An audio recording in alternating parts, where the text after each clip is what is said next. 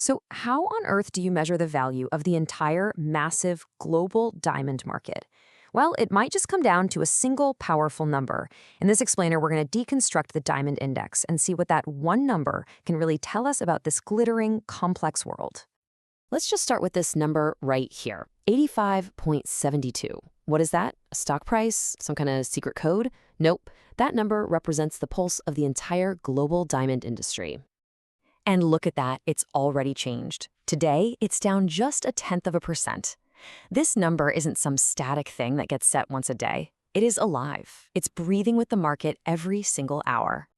Okay, so we know this number represents the price of diamonds, but what does that actually mean? I mean, what diamonds are we talking about? Where are they? And how can you possibly boil all of that complexity down into one single figure? That's the big question we're going to unpack right now. So to do that, first, we've got to crack the code on how you can even capture the value of an entire market in just one number. And once we get that, we'll see how this single figure really does act as a kind of barometer for the health of the entire diamond trade. All right, so the number we're looking at, it comes from the IDEX Diamond Index. It's a single figure updated hourly that basically acts as a snapshot of the global wholesale diamond market's health. You can really think of it as the market's vital sign. You know, probably the best way to get your head around it is to compare it to something you definitely know, the S&P 500, right?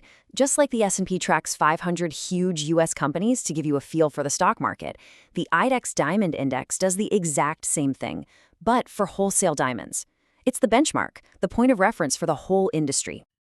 So how is this index actually calculated? To figure that out, we need to pop the hood and look at the specific categories that are really driving its value.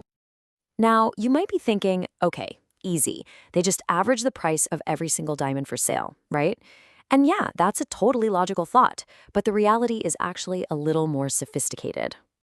It's not a simple average. The index is a weighted average. That means it gives more importance or weight to the categories of diamonds that are the most popular and traded most often. And these key categories, they're called the drivers. And these drivers have some serious influence. Get this. The top 15 diamond categories alone, just 15, they account for over 43% of all wholesale market activity. So a tiny fraction of diamond types has a huge say in where that overall index is heading. Here's a look at the top 5 drivers. You can see we're talking about really specific things, like round cuts of a certain size or princess cuts. Each one has its own slice of the market and its own daily price change. And as you can see, they don't all move in perfect lockstep, do they? And sitting right at the very top, you've got the 1 carat round. It is the undisputed king of the market. It makes up a massive 12% of wholesale activity all by itself. So you can bet its performance has a big impact on that main index number we saw at the beginning. So we know what the index is made of. But how do we actually use it to read the market's pulse over time? You know, a single day's number is just a snapshot. The real story, the good stuff, emerges when you connect those snapshots to see the trend. To really understand where the market's going, we need to look at how the index has moved over a longer period, like, say, the past year. And the crucial point here is the direction of that trend line. Over the last year, the market has clearly been on a steady decline. It peaked up near an index value of 98, and it's since cooled off to where it is today.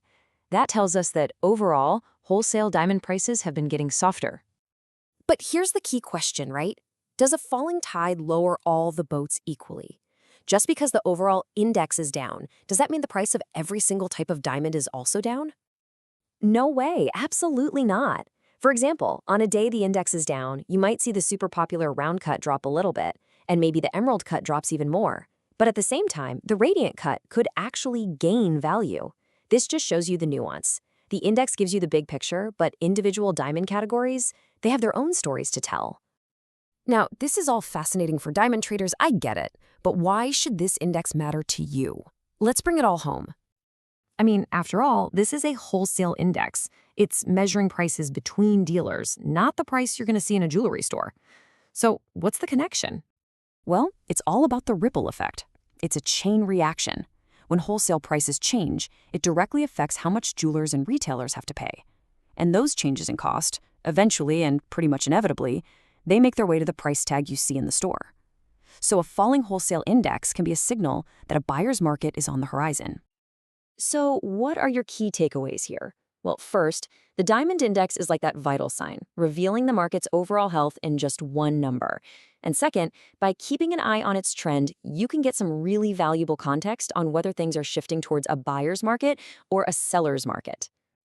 You know, in the end, a diamond on someone's hand is always going to tell a personal story of love, of celebration, of an achievement. But the Diamond Index, it tells a different kind of story. It tells the collective, global story of the entire market. And now that you know how to read it, what story will you look for next?